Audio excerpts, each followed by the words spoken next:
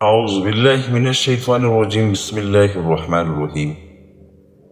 السلام علیکم ورحمۃ اللہ وبرکاتہ۔ ناظرین کرام، آج ہم اسلام کے ایک ایسے نوجوان ہیرو کا ذکر کریں گے جس کا نام صدیوں سے صدیاں گزرنے کے باوجود آج بھی عزت اور احترام سے لیا جاتا ہے۔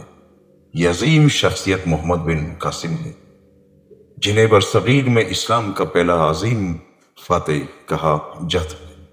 محمد بن قاسم 695 ہجری کے قریب پیدا ہوئے۔ وہ بنو ثقیف قبیلے سے تعلق رکھتے تھے۔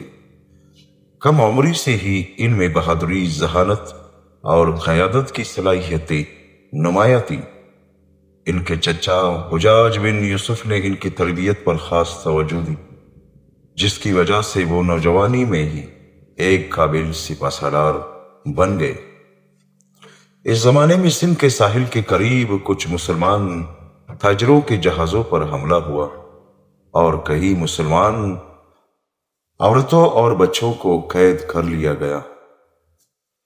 جب یہ خبر اسلامی حکومت تک پہنچی تو اس مسئلے کے حل کے لیے محمد بن قاسم کو ایک لشکر کے ساتھ سندھ بھیجا گیا۔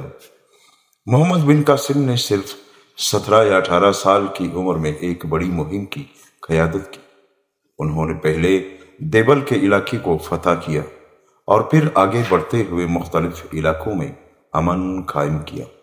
ان کی فتوحات کی سب سے بڑی وجہ صرف فوجی طاقت نہیں بلکہ ان کا بہترین نظم ضبط، انصاف اور حسن اخلاق تھا۔ تاریخ میں لکھا ہے کہ محمد بن قاسم مفتوحہ علاقوں کے لوگوں کے ساتھ نرم رویہ اختیار کرتے تھے۔ وہ غیر مسلم رعایا کے جان و مال کی حفاظت کرتے تھے، ان کی عبادت گاہوں کا احترام کرتے اور کسی پر ظلم کی اجازت نہیں دیتے۔ یہی وجہ تھی کہ بہت سے مقامی لوگوں نے ان کی حکومت کو قبول کیا۔ راجہ طاہر کے ساتھ فیصلہ کن جنگ محمد بن قاسم کی زندگی کا اہم ترین مرحلہ تھا۔ اس جنگ میں راجہ طاہر شکست کھا گیا اور سندھ اسلامی حکومت کے زیر انتظام آ گیا۔ فتح کے بعد محمد بن قاسم نے انتقام کے بجائے انصاف اور امن کو ترجیح دی۔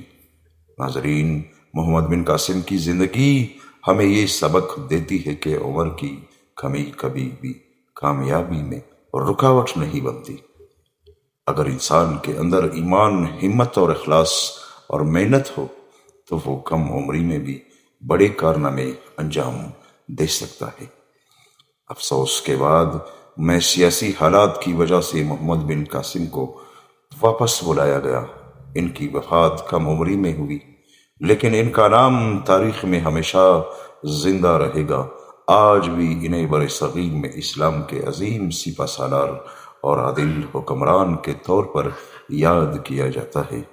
ناظرین، اگر آپ کو یہ تاریخی واقعہ پسند آیا ہو تو ویڈیو کو لائک کریں، اپنے دوستوں کے ساتھ شیئر کریں اور ہمارے چینل کو سبسکرائب کرنا نہ بھولیں۔ السلام علیکم ورحمۃ اللہ وبرکاتہ۔